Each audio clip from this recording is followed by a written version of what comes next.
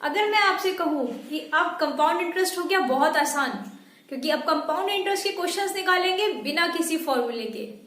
जी हाँ, compound interest बिना किसी फॉर्मूले के कॉन्सेप्ट को समझेंगे, क्योंकि आपको ही पता है कॉन्सेप्ट इज एवरीथिंग। कॉन्सेप्ट को समझेंगे कि एग्जैक्टली हम किस मेथड से सॉल्व करने वाले हैं। चुटकियों का खेल रहेगा फिर अब कंपाउंड इंटरेस्ट आपके लिए, तो बने रहे वीडियो के साथ। हेलो फ्रेंड्स, वेलकम टू आपके अपने चैनल लेट्स क्रैक इट पर। तो कंपाउंड इंटरेस्ट के कॉन्सेप्ट को समझते हैं विथ रेशो। सबसे पहले समझते हैं कि रेशो का कॉन्सेप्ट क्या है और किस तरह से वो फिर फॉर्म क्वेश्चंस में अप्लाई करेंगे हम लोग। देखते हैं, सबसे पहले समझते हैं कॉन्सेप्ट को। अब क्या किया मैंने 1000 रुपए ले लिए, मैंने 1000 रुपए लिए एज प्रिंसिपल बोल सकते हो आप, जिसको हम लोग मूलधन में बोलते हैं हिंदी में। 10% रेट ऑफ इंटरेस्ट लिया या ब्याज दर ली और 2 साल के लिए लिया। तो 2 साल के लिए लिया। जब अब हमें इस पे कंपाउंड इंटरेस्ट निकालना है, तो आपको पता है कि पहले साल के लिए सिंपल इंटरेस्ट और कंपाउंड इंटरेस्ट दोनों सेम होता है। निकाल लेते हैं। पहले साल के लिए 1000 के ऊपर 10% ब्याज लगेगा भाई, मतलब 100 रुपए। अब आता है दूसरे साल के लिए, तो दूसरे साल में क्या होगा, ये जो 100 रुपए आए हैं ये 1000 रुपए में ऐड हो जाएंगे। क्यों हो जाएंगे? क्योंकि हमें पता है कंपाउंड इंटरेस्ट होता है ब्याज के ऊपर ब्याज। एक बार ब्याज मिल गया उसके ऊपर ही ब्याज लग रहा है, तो ये 1100 रुपये हो जाएगा जब हम 100 को 1000 में जोड़ेंगे। इस पर वापस से 10% ब्याज या इंटरेस्ट लग रहा है, तो आ जाता है 110 रुपए। इनको दोनों को जोड़ देते हैं तो आ जाता है 210 रुपए। इस 0 को हटा दो, ये आ जाता है 21। मतलब क्या हुआ, 2 साल के लिए हमारा रेशो जो बना वो 2:1 बना। ओके, क्या करा हमने, पहले 1000 रुपए के ऊपर 1 साल के लिए इंटरेस्ट निकाला, 1 साल के लिए ब्याज निकाला, फिर दूसरे साल के लिए निकाला। लेकिन दूसरे साल में हमें पता है कंपाउंड इंटरेस्ट होता है ब्याज के ऊपर ब्याज। ये 100 रुपए हमने इसमें ऐड करे और फिर हमने इसको सॉल्व किया। अब हम लोग ने 2 साल की तो निकाल लिया भाई, अब ऐसे ही हम लोग 3 साल के लिए भी निकाल सकते हैं। 3 साल में यहां तक तो चीजें सेम ही रहेंगी। देख लेते हैं, क्वेश्चन सेम ही लेते हैं। 1000 10% रेट ऑफ इंटरेस्ट है 3 साल के लिए। इसमें बस आपको जो ध्यान रखना है ना, वो ये ध्यान रखना है आपको टाइम का। 2 साल के लिए रेशो 2:1 है। फिर चाहे रेट कुछ भी हो और टाइम, ये जो ये है अमाउंट या प्रिंसिपल, ये कुछ भी हो, ये सब एडजस्ट हो जाएगा। केवल आपको क्या चीज ध्यान रखनी है, ये टाइम। 2 साल के लिए जो रेशो है वो 2:1 है। 3 साल के लिए निकाल लेते हैं। 1000 × 10/100 मतलब 100। 1100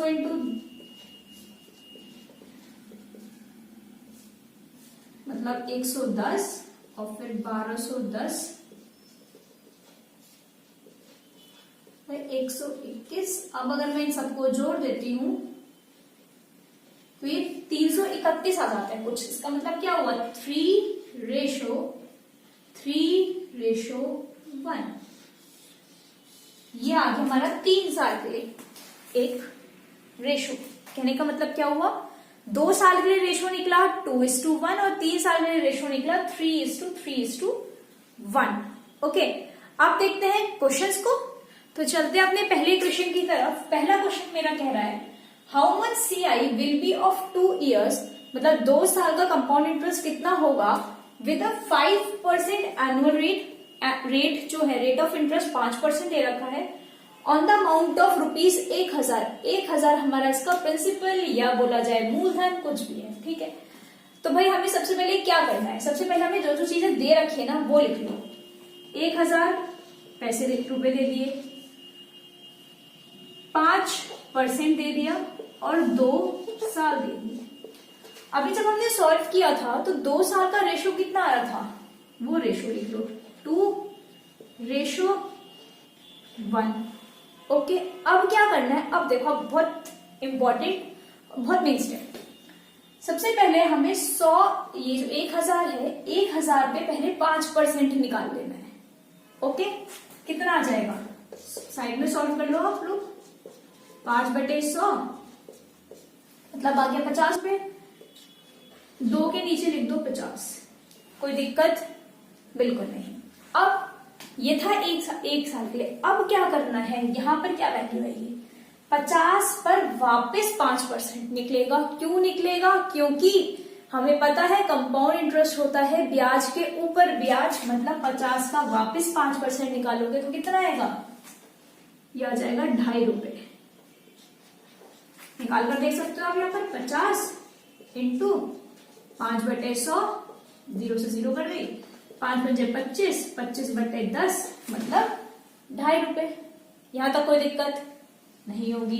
दोबारा देख लेते हैं क्या करा हमने पहले 1000 रुपए पर 5% निकाला 1 साल के लिए और यहां लिख लिया। फिर हमने क्या करा, फिर हमने 50 रुपए पर 5% निकाला, कितना आ गया 2.5 रुपए। अब हमें क्या करना है, अब हमें ये जो 2 दे रखा था ना, जो हमारा रेशो था 2:1, उसका काम आता है। 50 की मल्टीप्लाई 100 में कर दोगे, 50 की मल्टीप्लाई 2 में कर दोगे, सॉरी, कितना आ जाएगा 100। और इस 2.5 की मल्टीप्लाई 1 में कर दोगे, कितना आ जाएगा 2.5। दोनों को कर दोगे प्लस 102.5, जो हमारा आंसर है। सिंपल।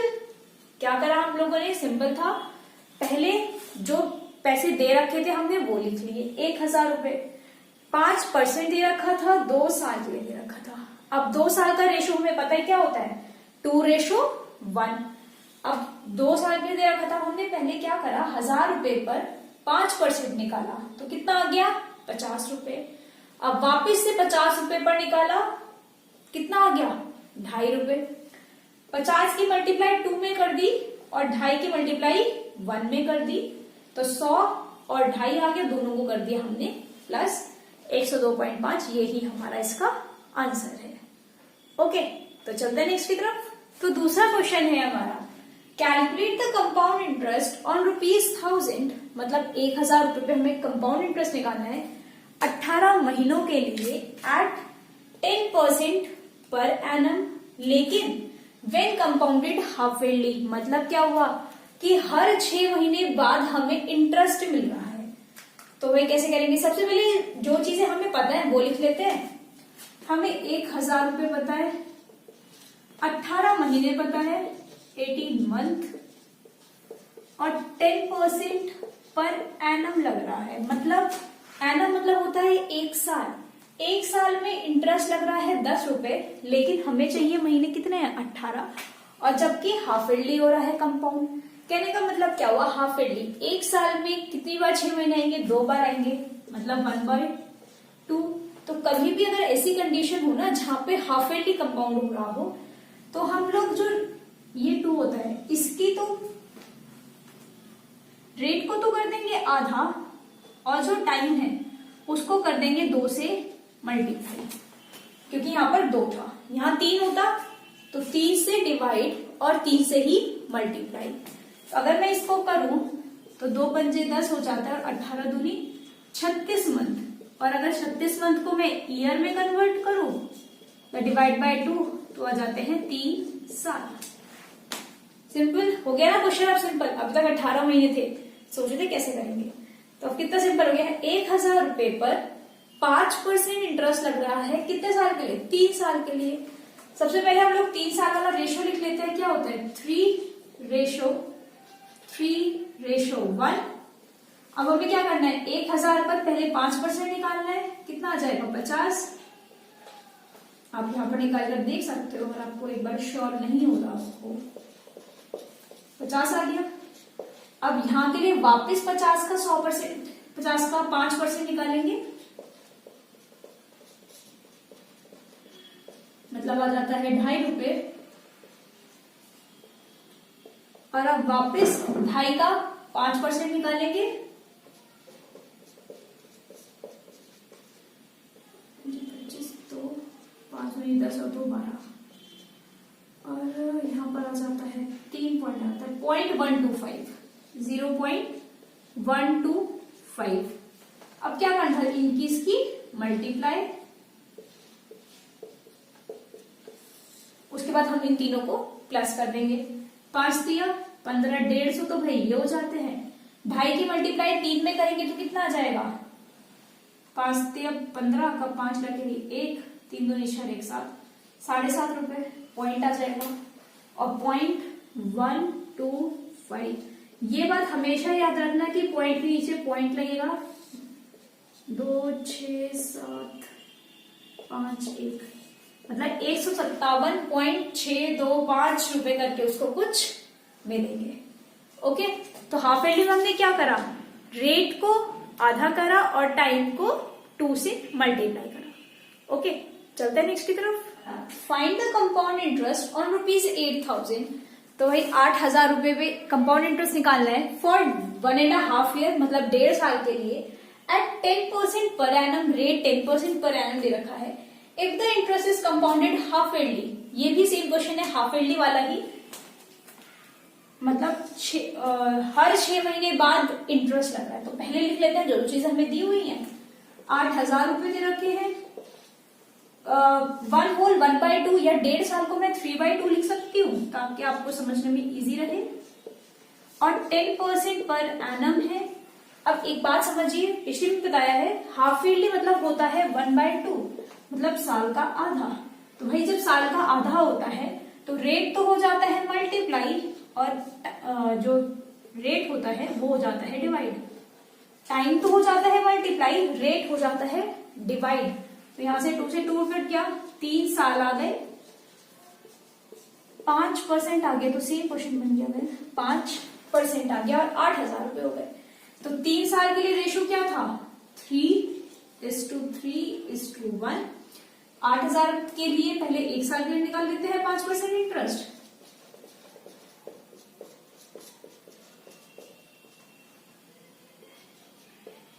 ₹400 हो गए, मल्टीप्लाई करना है पता है। 400 रुपए वापस निकालते हैं 5% ही, 20 रुपए आ गए, और अब 20 पे वापस निकाल लेते हैं 5 ही, 5 दूनी 10, 10 1 आ गए, मतलब 1 ही रुपए। इनकी मल्टीप्लाई कर लेते हैं, 4 दिया 12, 1200, 6 दूनी 3 दूनी 6 60, और 1 सबको प्लस कर लेते हैं, 1 6 2 मतलब 12,1,261। ये 1261 रुपए का जो हमारा कंपाउंड इंटरेस्ट लगेगा। ओके, तो ये था भी हाफ ईयरली वाला ही, पिछली वाला भी हाफ ईयरली कर लिया, ये भी हाफ ईयरली हो गया। अब चलते हैं क्वार्टरली की तरफ, एक और क्वेश्चन देखते हैं। इस क्वेश्चन कहता है हमारा कुछ, find the compound interest on 3,20,000, मतलब 3,20,000 पे हमें कंपाउंड इंटरेस्ट निकालना है फॉर 1 ईयर, 1 साल के लिए, at a rate of 20% per annum, 20% per annum rate लगेगा, और इंटरेस्ट जो है वो क्वार्टरली होगा, मतलब तिमाही जिसे बोला जाए। कंपाउंड इंटरेस्ट क्वार्टरली लगेगा, मतलब हर 3 महीने के बाद इंटरेस्ट लगेगा। तो अब जो जो चीजें दे रखी है पहले वो लिख लेते हैं। 3,20,000 हमें प्रिंसिपल दे रखा है 1 साल के लिए, और रेट दे रखा है 20% पर एनम। अगर क्वार्टरली करें, भाई जैसे हाफ ईयरली में हमने किया था, हाफ ईयरली मतलब होता है 1/2, क्वार्टरली मतलब होता है 1/4। हाफ ईयरली में जैसे किया, रेट को डिवाइड और टाइम को मल्टीप्लाई, सेम यहाँ पर रेट को डिवाइड 4 से और टाइम को मल्टीप्लाई 4 से, 4 एकम 4 और 4 पंचे 20। चलो, तो फिर ये भी 5% का ही हो गया। तो अब कहने का मतलब क्या हुआ, 3,20,000 पर 5% रेट के हिसाब से 4 साल तक ब्याज लगेगा, और वो हमें बताने की 4 साल के बाद कितना ब्याज लगेगा। ओके, जब हम लोग रेशो पढ़ रहे थे तो मैं आपको 4 ईयर का बताना भूल गई उस टाइम पर। आप समझ लो 4 ईयर का होता है 4 6 4 1। आप उसी मेथड से सॉल्व करोगे तो यही चीज आएगी 4 6 4 1। तो आप सॉल्व कर लेते हैं। 3,20,000 पर सबसे पहले 5% रेट लगाते हैं,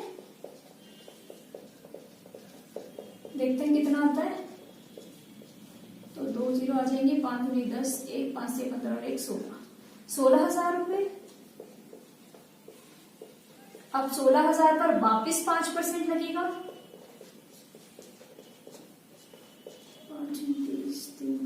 800। अब 800 पे वापिस 5% लगेगा, 8 पंजे 40, और अब वापिस 40 पर 5%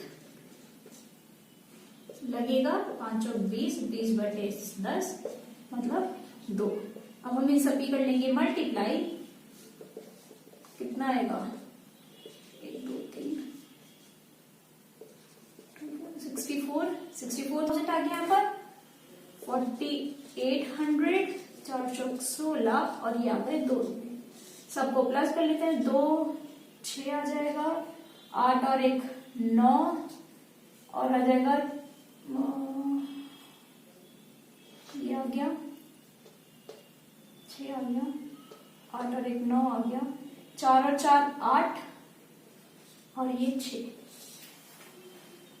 68,962 ब्याज मिलेगा 4 साल में 5% रेट के हिसाब से। तो ये हमारा आंसर हो गया। ओके, तो ये थी क्वार्टरली, हाफ ईयरली, देखो ना ईयर भी टेढ़े मेढ़े हो गए और साथ ही साथ ये जो रेट है हमारा, रेट भी आधा टेढ़ा मेढ़ा था। ओके, तो आप लोग क्वेश्चंस ट्राई करिए जितने ज्यादा से ज्यादा हो सके। बाकी कोई भी डाउट होता है आप कमेंट सेक्शन में कमेंट करके बताइए। यहाँ तक कि आप हमारे इंस्टाग्राम पेज पर, जो कि है लेट्स क्रैक इट के नाम से, आप उस पर भी जाकर कमेंट कर सकते हैं कि ये क्वेश्चन सॉल्व नहीं हो रहा या वीडियोस कैसी लग रही है, आपको बता सकते हैं। So thank you guys. अगर आपको वीडियो पसंद आई हो तो वीडियो को लाइक करना ना भूलें, शेयर करना ना भूलें, कमेंट करना ना भूलें और साथ ही साथ चैनल को सब्सक्राइब करना भी ना भूलें। Thank you guys, keep supporting.